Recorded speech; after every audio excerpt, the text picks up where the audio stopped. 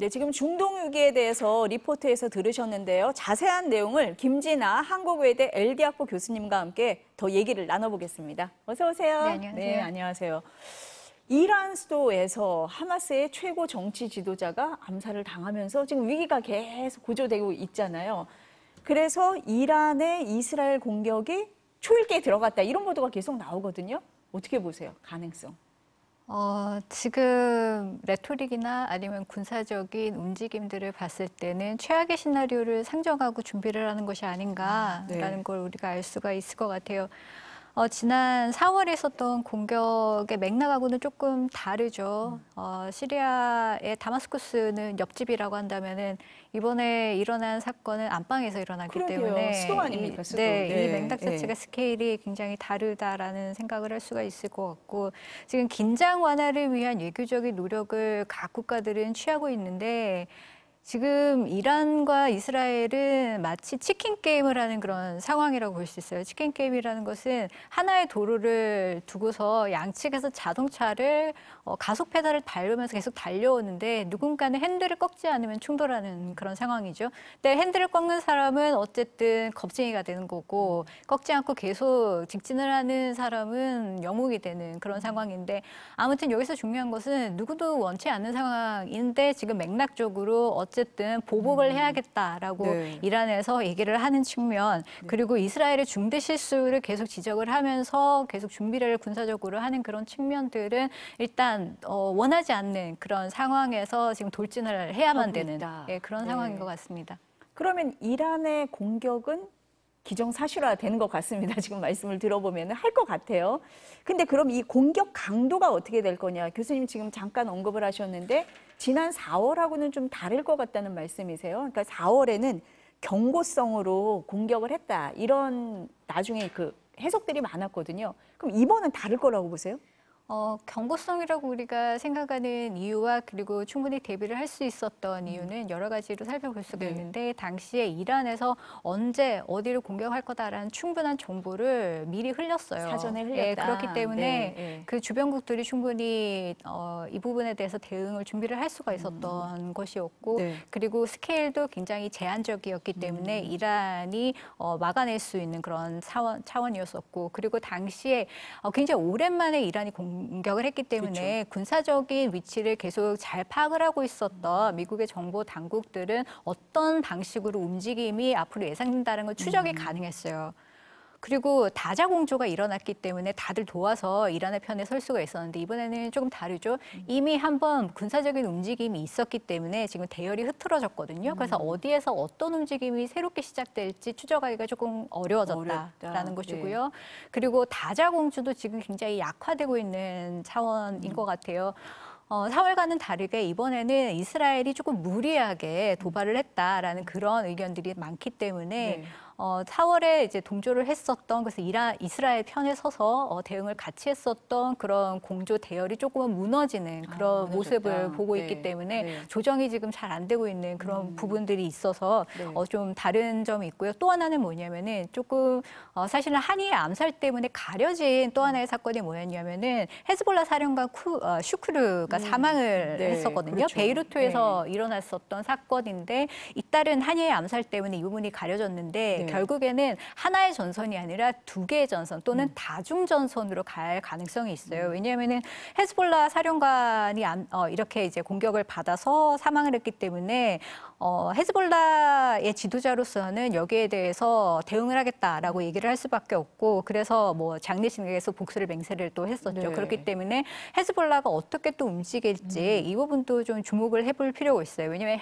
헤즈볼라는 이란의 상당한 군수적인 지원을 받는 걸로 알고 있고, 그리고 뭐 헤즈볼라가 총공격을 한다라고 한다면은 앞으로 한 3주간에 하루에 2,500에서 400발 정도의 미사일을 날리면서 공격을 할 수 있는 충분한 역량을 갖고 있거든요. 그럼 여러 가지 전선들을 대응을 해야 되는 이스라엘의 입장에서는 전혀 다른 스케일의 분쟁을 준비하는 거죠.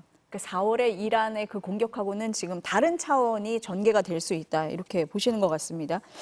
이란이 근데 주변 이슬람 국가들한테도 신호를 보내고 있어요. 외무장관급 긴급회의를 소집을 했는데 이 회의는 어떻게 봐야 돼요? 어떤 내용들이 좀 논의될 걸로 보세요?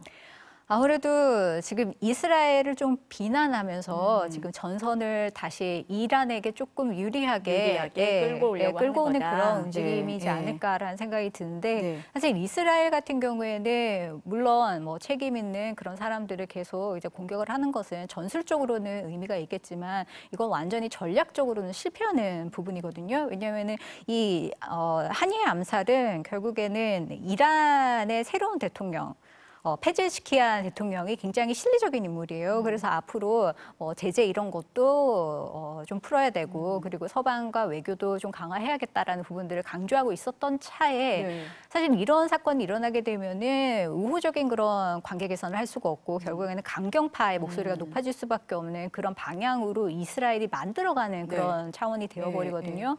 그렇게 되면은 이런 도발적인 부분을 계속 강조를 하면서 이란에 힘을 실어주는 그런 우군들을 계속 모집을 하면서 전선을 좀 확대하려는 그런 부분에 대해서 아마 생각을 하고 있을 것이고요.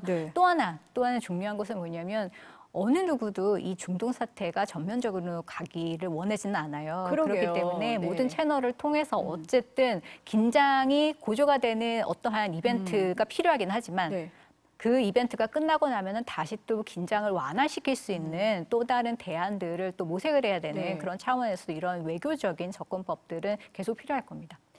근데 이제 이스라엘은 어쨌든 강경 맞대응을 하겠다 이렇게 얘기를 하면서 미국 바이든 대통령하고 통화할 때 막 설전도 있고 그랬잖아요. 그럼 이스라엘하고 미국 사이에도 균열이 있다, 생각이 다르다 이렇게 봐야 되나요? 어떻습니까? 일단 여러 차원에서 생각이 다른 것 같아요. 일단은 미국이 처음에는 중동 문제, 바이든 대통령이 취임하고 난 다음에 중동 문제를 굉장히 중요하게 생각했었던 건 맞아요. 하지만 중간에 어떤 변수가 있었느냐면 우크라이나 전쟁이 터지면서 모든 전력들이 그리고 모든 에너지들이 우크라이나 쪽으로 쏠리게 되면서 사실 중동을 좀 잘 관리하지 못한 측면이 분명히 있었을 것이고요. 그래서 중동 문제를 미국이 조금 우회하는 그런 상황에서 이란과의 협상이 지지부진하게 되고 또 이란의 어떠한 이제 핵과 관련한 프로그램에 대한 우려가 높아지면서 여기에 대해서 또 이스라엘이 반응을 할 수밖에 없고 이스라엘을 제대로 통제하지 못하는 그런 상황에서는 또 나머지 하마스를 포함한 나머지 세력들이 계속 여기에 대응을 할 수밖에 없는 이런 사건이 계속 이제 진행이 된다는 거죠. 그리고 이스라엘에 대해서 어느 정도 동맹이기 때문에 이게 대등한 동맹은 아니잖아요. 미국이 항상 강자의 입장에서 있는데 그럼 약소국 동맹을 어쨌든 제재하려는 노력을 중간에 했었어야 되는데 그것을 안 한 측면이 상당히 많아요. 그중에서 하나가 미국은 대외 지원법이라는 게 있어서 무기 체계를 공급을 할 때에 어떤 조건을 걸 수가 있어요. 그리고 통제를 할 수가 있는데 인도주의적인 어떠한 문제를 일으키는 동맹에 대해서는 좀 이것을 통제를 할 수가 있는데 그걸 안 했단 말이죠. 이스라엘이기 때문에. 그래서 미국도 나름대로 어떤 책임감이 조금 있다라고 그렇게 볼 수가 있고 그리고 휴전을 그래서 계속 얘기를 하고 있는데 이스라엘 입장에서는 휴전에 대한 개념이 조금 다릅니다. 팔레스타인의 경우에는 일단 전쟁을 종식을 하고 다시 안정으로 가겠다라는 그런 게 휴전이고 그것이 사실은 지금 바이든 정부의 입장이기도 해요. 바이든 정부는 빨리 중동 문제를 안정화시키고 두 국가 해법 사실 팔레스타인의 권리를 인정을 하면서 이스라엘이 정착존을 너무 과하게 확장을 하거나 아니면은 불법적으로 병합을 하거나 이런 것들을 이제 하지 못하도록 안정시키는 게 굉장히 중요한 그런 부분인데 사실 휴전에 대한 이스라엘의 생각은 조금 다릅니다. 일단 네타냐후가 가장 처음에 목표를 밝혔었던 것은 하마스의 괴멸이거든요. 그렇게 되면은 협상 대상으로서 인정을 하지 않을 뿐만이 아니라 휴전 이후에도 다시 일단 인질 교환은 하되 그 이후에는 다시 또 공격을 시작을 해서 이스라엘이 원하는 방식의 안정 상태를 만들겠다라는 다른 생각을 가지고 있기 때문에 원하는 방식이 아니면은 휴전이라고 안 보는군요. 네, 그렇기 때문에 목표에 대한 것도 미국과는 상당히 다르다라고 볼 수가 있죠.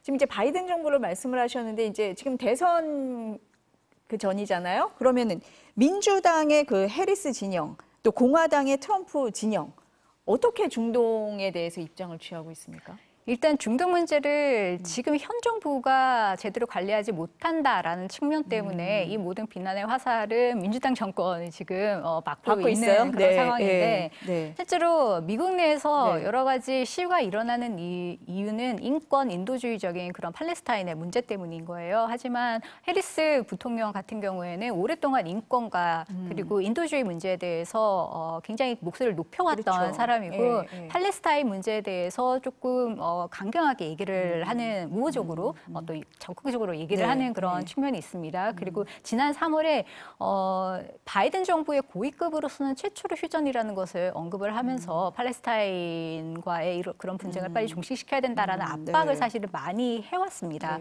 그렇기 때문에 친팔레스타인 쪽에 조금 더 기울어 있다라고 할 수가 있을 것 같고요. 트럼프 진영 같은 경우에는 친이스라엘을 굉장히 표방을 하고 있습니다. 그래서 가자 분쟁도 이스라엘 편에 서서 이것을 종식시킨다라는 얘기를 하고 있고요. 그리고 이스라엘이 원하는 방식의 그러면 휴전 협정을 원한다, 그것을 지지한다라고 볼 수가 있다라는 거죠. 그리고 트럼프 정부 1기 때 추진했었던 중동 평화 정책이 있습니다. 그것이 아브라함 협정인데요. 이스라엘이 주변국에 있는 걸프 동맹국들과 특히 사우디아라비아와 이제 관계 개선을 하면서 중동을 좀 안정시키는 그런 방식들을 트럼프 진영에서는 원하고 있는데 이게 사실은 대선 때문에 상당히 복잡해져요. 왜냐하면 대선에 많은 자금을 대고 있는 게 이스라엘이고요. 그렇기 때문에 민주당도 이스라엘에 반하는 어떠한 즉 목소리를 내기에는 상당히 어려운 민감한 그런 상황에 있기 때문에 이것이 사실은 어떻게 균형을 맞춰가느냐라는 그런 과제가 바이든 정부에 있는 거죠. 지금 이제 말씀 나온 김에 미국 대선 얘기 좀 해볼게요. 지금 민주당의 그 해리스 후보가 이르면 오늘 밤에 러닝메이트인 부통령을 지명한다 이런 얘기가 있어요. 누구로 예상이 됩니까? 일단 글쎄요. 한 2명 정도로 좁혀지는 것 같아요. 아무래도 대선에 이겨야 되기 때문에 좀 정치 공학적인 부분들이 고려가 될 수밖에 없습니다. 그럼 해리스 부통령 같은 경우에는 유색 인종이고 여성이기 때문에 그 반대되는 부분을 좀 보강을 해줄 백인 그리고 남성이면서 그리고 지금 접전 지역에서 상당히 밀리고 있어요. 사실 민주당이. 아 그렇습니까? 그 총격 피격 이후에 그 트럼프 대세론 얘기가 나왔는데 그게 유지가 되고 있는 거예요? 그러면? 사실은 해리스 후보에 대한 지지도가 21일 이후란 한 일주일 동안은 왔다 갔다 했어요. 왜냐하면 그때 후보 이제 설이 본격적으로 나오면서 지지도가 조금 올라가면서 이게 엎치락 뒤치락 하다가 다시 좀 안정을 찾는 그런 상황인데 여전히 대부분의 격전지에서 트럼프 전 대통령이 우세한 것으로 나오고 대신에 좀 추격하는 그런 모양새를 보이고 있기는 하거든요. 그렇기 때문에 중요한 것은 격전지 출신 어떠한 인사를 영입을 하는 것이 가장 중요해요. 왜냐하면 트럼프 대통령 같은 경우에는 격전지 중에서 중요하다고 할 수 있는 오하이오 출신의 제이디 벤스를 선택을 했던 것도 결국에는 유권자들의 표를 생각을 했었던 거기 때문에 민주당도 똑같은 생각을 할 수밖에 없거든요. 그러면 격전지 중에서 가장 많은 유권자를 가지고 있는 펜실베니아 가 어떨까라는 얘기를 해볼 수가 있는 거고 그렇기 때문에는 펜실베니아 주지사인 조시 샤피로가 그래서 이제 주목을 받고 있는 거죠.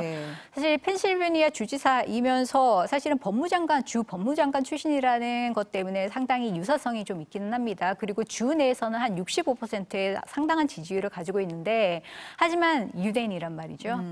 만약에 중동 문제가 계속 진행이 된다라고 한다면 상당히 공격을 받을 수 있는 인물이 될 수도 있고요. 그리고 주에서 인기가 많은 게 전국적으로 인기가 많을까라는 그런 고민도 좀 할 수밖에 없는 거예요. 또 하나의 인물은 마크 켈리인데요. 또 하나 격전지, 굉장히 바이든 정부로서는 중요했던 2020년에 중요했었던 주가 조지아와 그리고 애리조나였습니다. 이 두 개를 가져왔기 때문에 격전지에서 다른 곳에 조금 밀려도 성리할 수가 있었던 건데 이 애리조나 주의 상원의원이 마크 켈리예요. 근데 애리조나주의 대의원이 11명으로 상대적으로는 조금 작습니다. 펜실베니아 19이고 여기는 11명이거든요. 그래서 그런 부분은 고민할 수밖에 없는데 굉장히 카리스마가 있는 인물이면서 대위 출신에다가 그리고 나사 우주비행사다라는 그런 것 때문에 또 그리고 굉장히 남성적이거든요. 게다가 민주당의 약점이라고 할 수 있는 국경 문제. 사실 애리조나가 국경을 마주하고 있기 때문에 이런 문제를 잘 관리를 해왔다라는 점 때문에 플러스 요인이 되긴 할 거예요. 하지만 마이너스 요인은 뭐냐면 사실 그래서 공화당이 견제한 인물이기는 한데 상원 자리가 하나 비잖아요. 그렇게 되면은 11월에 상원, 하원 이제 같이 선거를 하거든요. 네. 상원 같은 경우에는 3분의 1이 바뀝니다. 그 중에서 민주당이 방어를 해야 되는 지역이 23개고요. 공화당은 11개로 이제 반만 방어를 하면 돼요. 근데 지금 뒤집힐 가능성이 있는 곳이 민주당이 훨씬 더 많거든요. 그렇기 때문에 민주당 의원이 차지하고 있는 상원 하나를 잃어버린다라는 것 때문에 것까지 고려를 할 수밖에 없을 겁니다. 네. 지금 이제 경제 얘기 좀 해볼게요. 증시도 폭락하고 있고, 그래서 그 트럼프 후보 같은 경우는 뭐 대공황 얘기까지 하면서 막 민주당을 공격을 하고 있거든요. 이게 대선에 영향을 좀 주겠습니까? 어때요? 경제 이슈는 항상 대선에서 중요한 겁니다. 지금 뭐 여러 가지 조사들을 보면은 유권자 중에서 5명 중에서 3명 정도가 네. 경제가 좋지 않다라고 응답을 하고 있거든요. 네. 그만큼 굉장히 중요한 이슈가 되어가고 있다라고 볼 수가 있겠고, 물론 지표들을 보면은 바이든 정부 들어서 어느 정도 관리를 해온 측면이 있어요. 실업률도 어느 정도 잡았고 인플레도 이제 잡히고 있고 그렇기 때문에 일자리 창출이라든지 경제 지표 이런 것을 봤을 때는 분명히 좋은 여건임에도 불구하고 그것을 체감하는 것은 좀 다르다라는 거죠. 그렇기 때문에 이 체감하는 것이 충분히 따라오지 못한다고 한다면 선거에 상당히 영향을 줄 수밖에 없을 것이고요. 현직 대통령이 선거에서 이길 때는 아무래도 경제에 대한 그런 안도감 이런 것이 높을 때이고 반대일 경우에는 선거에 질 수밖에 없는 그런 요인이 될 수밖에 없다라는 거죠. 그렇기 때문에 앞으로 우리가 조금 더 주목을 해봐야 될 것은 9월 달에 과연 연준이 금리를 내릴 것인가 이 부분이에요. 왜냐하면 다른 지표들은 다 좋은데 사실 금리만큼은 아직까지 변동이 없기 때문에 실제로 체감하는 것이거든요. 모기지나 뭐 집이나 그리고 대학생들의 피부에 와닿는 거다. 여러 가지 그런 것들 때문에 만약 이 부분에서 조금 변화가 있다라고 한다면 체감하는 부분도 달라질 수가 있고 그렇기 때문에 트럼프 측에서는 내리지 말라라고 전략적으로 얘기를 하는 것이 바로 그런 문제 때문입니다. 네, 이런 여러 가지 변수까지 고려하면서 미국 대선도 좀 지켜봐야 될 것 같습니다. 네, 오늘 말씀 감사합니다.